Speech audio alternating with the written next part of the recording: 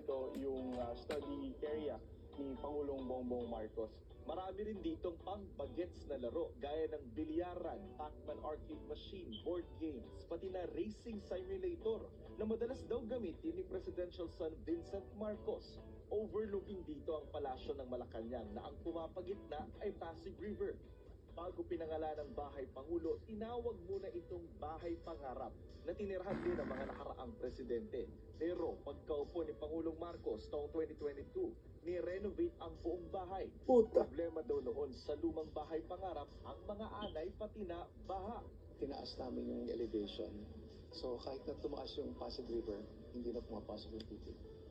Tsaka naglagay kami ng sump pump. Ito ngayon, it's like a floating slab. Kaya hindi, kahit na gumalaw yung lupa, hindi galaw yung slab nito.